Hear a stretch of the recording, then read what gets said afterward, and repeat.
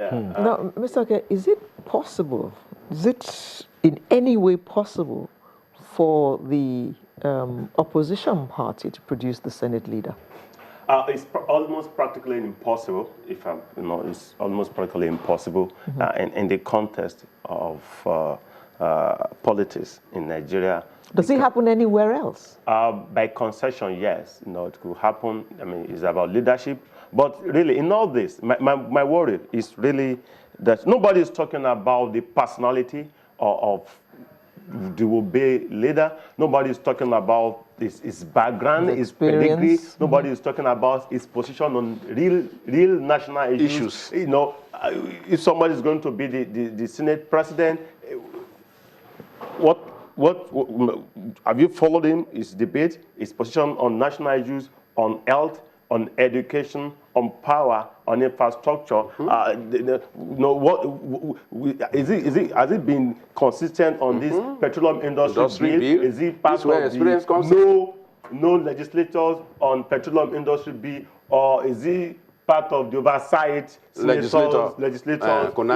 So those are the issues. To me, Nigeria now is, I think, we are not a country in a hurry, and rightly so, because if the incoming administration fails to get it right within months, God forbid, within months or a year, it's going to be worse than what we had before. Now, for me, I would trust Senate leadership or House of Rep leadership that comes up strongly and says, hey, this power thing, we have to fix it. The first legislation will be to look at the sector, to change some things, like we discussed recently.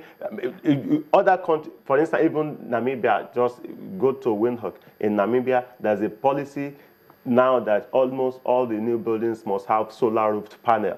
We're using corrugated iron sheet, using all these metro ties, Nigeria and the rest. There, because we have energy crisis, all homes. Now, if you're going to have all these skyscrapers, all these major buildings, it must be solar panel roof.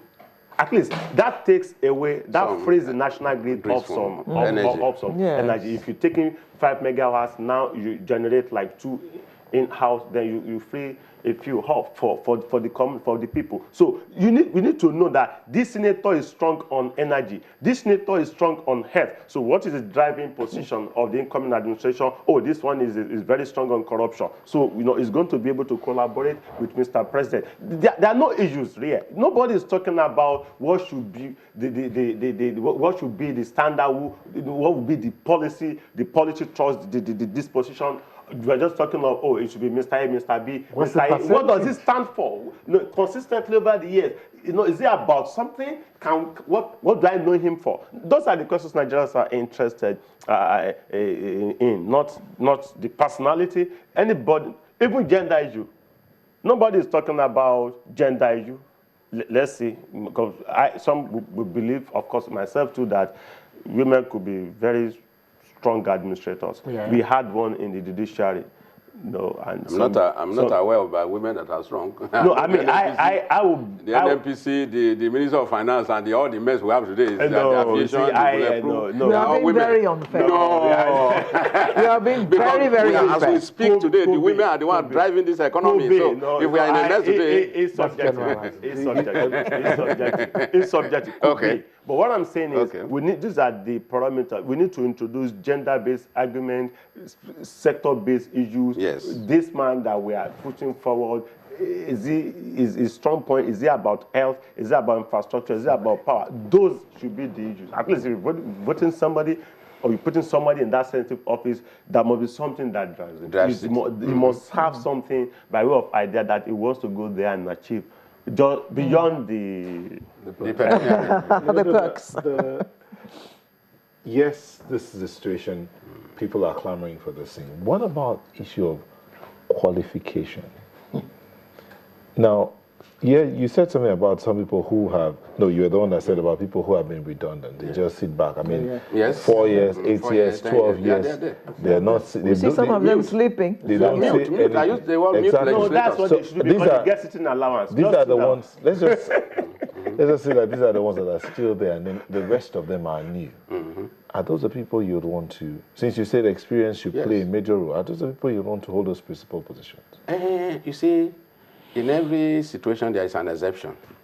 All the returnees are not all mute legislators or connivance. Some were there, they were off, they came back. Take, for instance, Dino Melaye you just mentioned, okay? Yeah, he was there, off, and is back. We have people like that. Back in Senate, back in the House. But National Assembly is National Assembly. Yeah. So it takes two to tango. You see, you cannot, I think the lawyer will say that Nemuda could not happen. You cannot give what you don't have. If you don't have the experience, you cannot run the National Assembly. I think what we do, and all these arguments, they are more academic, because the real persons now, you have elected them. Yeah. The ball is no more in your court. So the court is at the ball of the members now to choose who they want. But they could be listening to you to find out what you'll advise them in the area of choice. Yes, of course. That's why we are here, to enlighten the public and enlighten them. Now, you have to check the pedigree of the persons you want to elect, you want to put in, because the leadership is very critical. They drive the process. When you said, those again say nay, those for say hey, it may be nay and he may rule for nay. And so his position is very, very critical.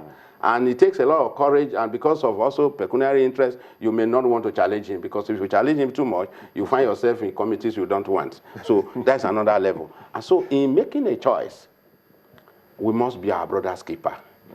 First, whether the zone generates vote or not, you must take care of that zone, because no system is complete without all parts of the body. If your eyes is taken off today, the legs cannot walk the way you ought to walk, because you cannot see properly. So a system, the country is made up of 6 geopolitical zones. As we speak, 2 zones has been taken care of. So you are left with 4 zones. Those 4 zones, they are entitled to this leadership. And I think it is in the best interest, because this is the first acid test for the APC as a government that is coming in, to ensure that there is equality, which is being canvassed in our constitution. That's why you have federal character. And in doing that, they have to sermonize their members. It is practically almost impossible for the opposition to come in, although they are trying to cause confusion, lobby very hard, spend money to ensure that there is confusion in the APC. Because part of the argument, part of what you read in the papers today are PDP moles. They are the ones talking for the APC. They are not the APC. APC has not spoken as a party. Did they tell you that? As an insider, I'm telling you what is happening. Most of the things that is happening today are PDP moles that are speaking for the APC. The APC as a party has not spoken. So we are believing. Sorry, if I may ask, I know this is not part of that. Yes. What party are you in? I'm in APC. You're in APC? Yes. So they have not spoken, and I believe that they are going to speak. And when they do speak, we will then know how fair they are. Because, see, Nigerians have had it with the PDP. Now Nigerians want to...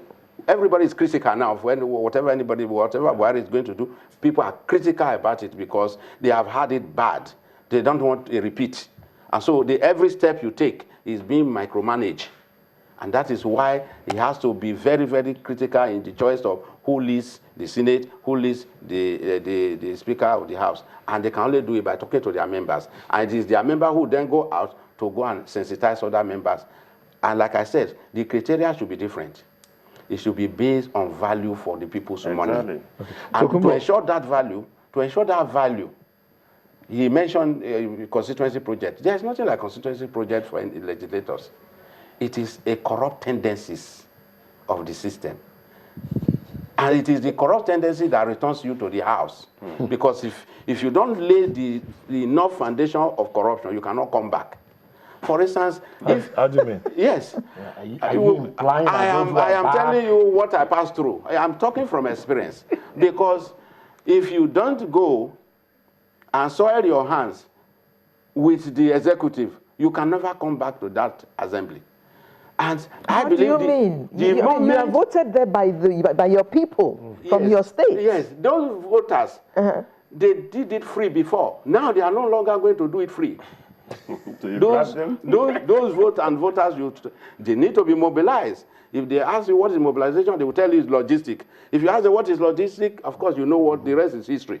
So the point I'm making is that Where we are now, among the members, you still have quality ones who reasons like Dino Milai, who say, let us cut costs, but it should not be verbalized. It should not be in theory. Constituency, for instance, what is the business of a legislator, for instance, receiving constituency allowance? No business. You have a National Assembly Commission who want to go to your constituency and build a the constituency office for you, with offices, with a hall. You go there on a given day. That's why you see 3 times a week, so that once in a week you go to your constituency office and listen to them. Once a week? Yes. That is what you are supposed to do. That's what you do. And for which you are being paid for. So so indeed, almost all the legislators that have been or that are returning should go to jail. If they don't do that. That is the reason. If it is criminalized, I mean, the lawyers will explain that. Now, you see, you are supposed to touch public fund with long spoon. But today, they put their 2 hands and fingers inside. By collecting constituency allowance directly paid to your account, you can go to jail.